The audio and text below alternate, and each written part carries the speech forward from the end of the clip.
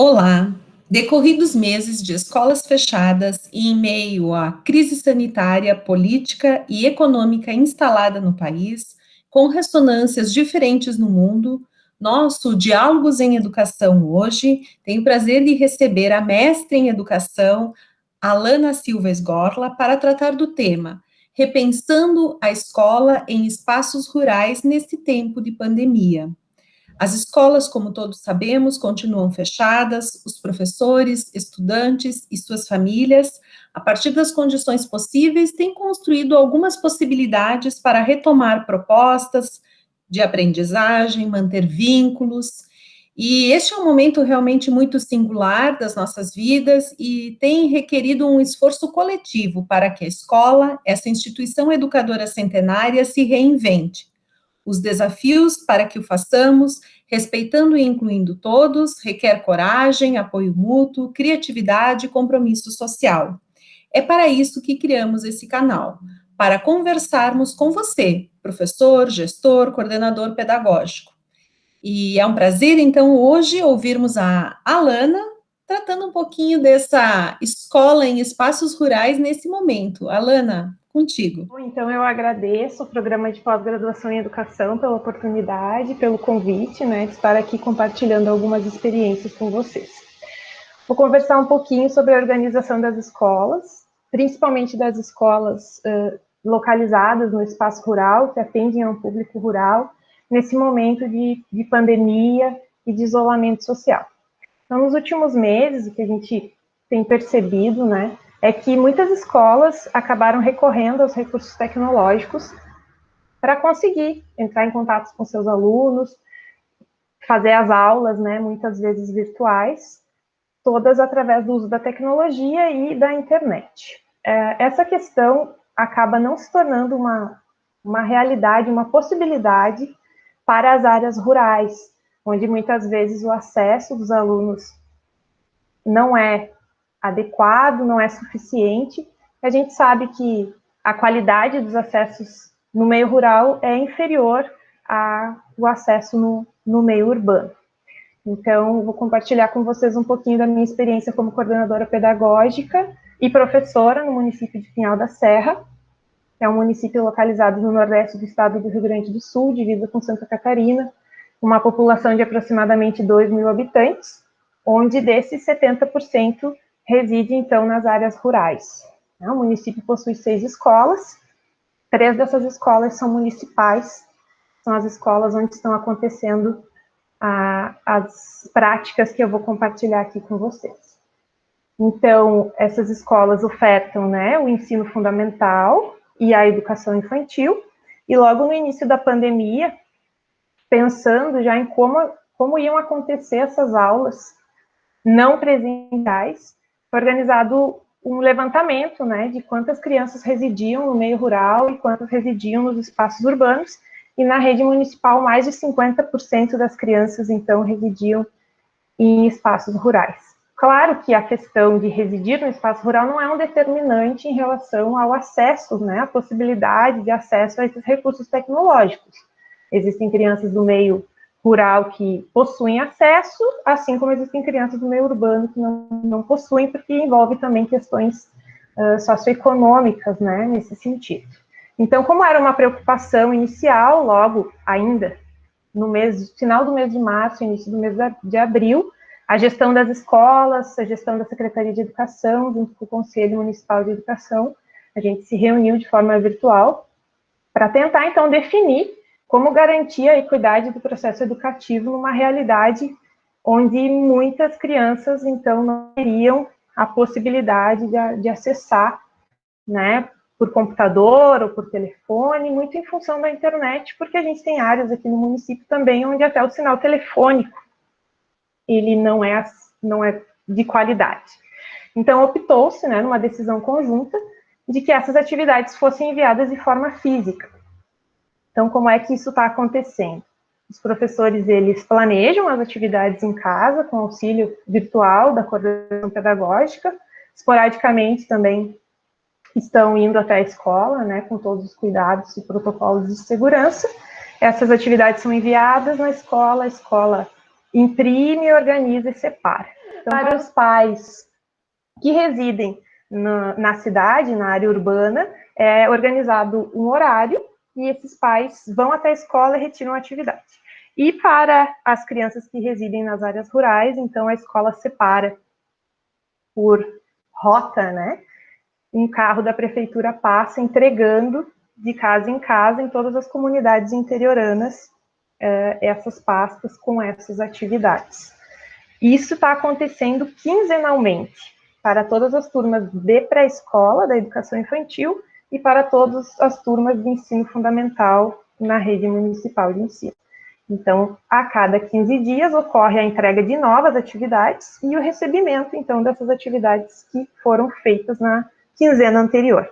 Essas atividades voltam para a escola, a equipe da escola separa, entrega para o professor faz um monitoramento, né, acompanha se a atividade está sendo feita, porque é da responsabilidade da escola nesse momento que todos os alunos façam.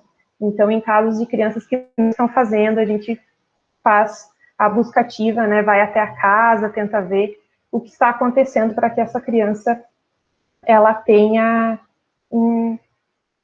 uma solução para o caso, né, para que ela não fique sem participar das atividades escolares.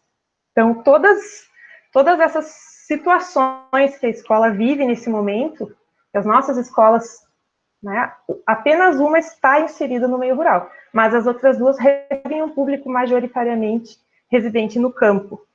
Então, é assim que está funcionando. Depois de corrigidas, essas atividades estão sendo arquivadas, assim como os planos de aula dos professores. Então, como está funcionando desde o mês de abril, a gente resolveu, enquanto Secretaria de Educação, Escola e Conselho, organizar uma pesquisa para perceber como é que estava o andamento dessas atividades, na intenção de escutar as famílias, né? Porque a gente sabe que os professores, eles fazem o planejamento, eles organizam, mas nesse momento, quem faz a mediação do processo de aprendizagem são as famílias. Então, principalmente os pais da educação infantil e dos anos iniciais, né? Eles estão inseridos mais do que nunca no processo de educar, né, dessa educação escolar. E aí essa pesquisa também foi feita dessa forma, né, um prazo para que a pesquisa fosse feita de forma virtual, e aí um levantamento posterior, para quem não tinha realizado o formulário online, formulário virtual, então foi feito um formulário físico. E foi muito interessante, foi uma das ações mais interessantes desse momento, porque nos abriu várias possibilidades, né? Partiu dos pais a ideia, por exemplo, de enviar livros literários para as crianças, né? Era uma ideia que nós ainda não tínhamos tido, então foi colocada a biblioteca da escola à disposição para as crianças. Então, todo mundo recebeu quinzenalmente, está recebendo quinzenalmente, tem 15 dias para ler o livrinho e devolve, né? Então, para os anos iniciais, para a educação infantil, vai um recado para os pais, né? Para que eles façam a leitura com as crianças. E as atividades da educação infantil, elas iniciaram um pouco posterior. Então, como a educação infantil tem toda uma especificidade, né? Foi organizado uma sacolinha, né, na ideia da escola, para relembrar um objeto que faz parte da cultura local, que é o cartapaço, que antigamente era utilizado nas escolas rurais. Pinhal da Serra chegou a ter mais de 20 escolas rurais anteriormente, então esse cartapaço é bem conhecido por aqui, e essas sacolinhas produzidas em TNT na educação infantil, elas tentam relembrar um pouco do que era essa questão cultural dos cartapaços.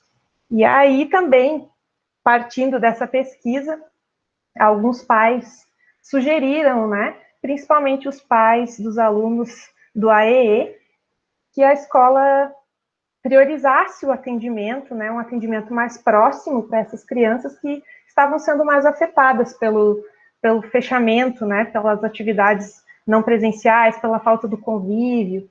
Então, daí surgiu a ideia de um projeto pedagógico para vincular essas crianças afetivamente com a escola, porque a gente sabe que, assim como os professores sentem falta deles, eles sentem falta dos colegas, sentem falta da escola, né? A escola é o local de aprender, mas também é um local de convivência, onde eles saem das suas casas no interior para brincar, para ver os amigos. Alguns têm a sorte de ter alguns vizinhos próximos, mas não são todos. E aí surgiu a ideia, junto com a equipe da coordenação pedagógica, de um projeto de cartas, considerando que esse momento excepcional, onde a gente está isolado, e muitas dessas crianças acabam isoladas no meio rural, elas vivenciariam como é esperar, escrever e esperar por uma carta, que é algo que já não faz parte do cotidiano delas, né? Porque a carta, principalmente a carta pessoal, ela acabou perdendo papel nos últimos anos, perdendo espaço para as tecnologias. Então, a gente adequou, junto com as professoras de língua portuguesa e com as professoras dos anos iniciais e de educação infantil, um projeto para que essas crianças recebam cartas e escrevam cartas, né? Também na intenção de promover o desenvolvimento da competência leitora e escritora. Claro que para o bloco de alfabetização são bilhetes, são desenhos, né? São pequenas recordações que eles trocam entre si, e quem faz o papel do correio, então, é a escola. Então, ao mesmo tempo em que se recolhe as atividades quinzenais, são recolhidas as cartas, separadas, e na próxima quinzena as cartas são entregues. É uma questão também no sentido de motivar para que essas crianças esperem a carta e também esperem as atividades para serem desenvolvidas na escola. Alana, esse teu relato tem uma série de toques de inventividade e de sensibilidade com relação ao espaço onde a escola acontece e com quais famílias e estudantes ela atende. Eu acho que é extremamente importante mencionar e perceber o quanto os professores, os coordenadores pedagógicos, a Secretaria de Educação, enfim, todos os que estão envolvidos com essas ações que você, né, descreve, precisam conhecer bem, precisam ouvir, né, essa importância da pesquisa, de ouvir as famílias, de atender às sugestões que são dadas. Realmente é um momento coletivo, de um compromisso coletivo de todos pela educação e pela possibilidade de, mesmo isolados, distanciados, né, desta convivência, nós permanecermos tendo essa possibilidade da socialização, da aprendizagem, muito, muito interessante. Te agradeço, não sei se você quer fazer mais alguma menção, algum outro ponto, né, dessa tua experiência.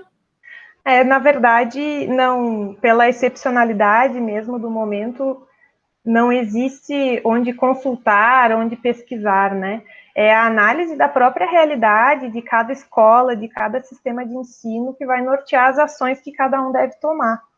Porque é um momento único, a gente nunca havia passado por isso antes, a gente não teve um tempo de preparação para que isso, né, se concretizasse, foi de um dia para o outro. E eu acho que, claro, o nosso universo nos permite muito isso. A gente tem um universo pequeno, a gente conhece as crianças, sabe onde elas moram, sabem quem são os pais, né? É uma característica dos espaços rurais. E isso nos proporciona essas práticas e nos permite pensar, né, o que seria bom para elas, o que a gente pode fazer, o que está ao nosso alcance para que essas crianças não percam, né, esses estudantes também dos anos finais não percam o vínculo com a escola. Os nossos estudantes dos anos finais do ensino fundamental, eles têm uma carga horária bem pesada, eles são alunos do turno integral, então eles eram habituados a passar a semana na escola e agora eles estão passando a semana em casa. Eles tinham aulas de agricultura, aulas práticas de lavoura, aulas de projetos. Então, esse projeto das cartas também, junto com a língua portuguesa, tenta tornar uma prática interdisciplinar entre essas disciplinas que agora perderam a força, porque o trabalho à distância nunca vai substituir o trabalho presencial, né? Principalmente em relação à escola.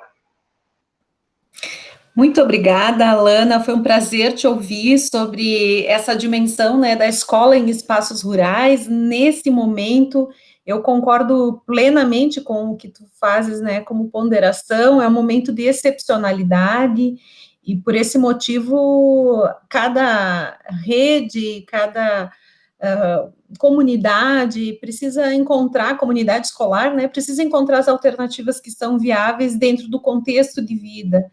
Te agradeço, eu reitero que esse canal foi criado justamente para compartilharmos, né, um espaço de interlocução, de construção coletiva, de novas oportunidades e criações pedagógicas, e eu agradeço a você, a Alana, pelo teu depoimento, e a todos que estiveram conosco, e vamos ouvir, então, outros relatos, outros professores, gestores, coordenadores pedagógicos ficam convidados para interagirem e contarem sobre suas experiências que estão vivendo nesse momento e as alternativas que estão criando.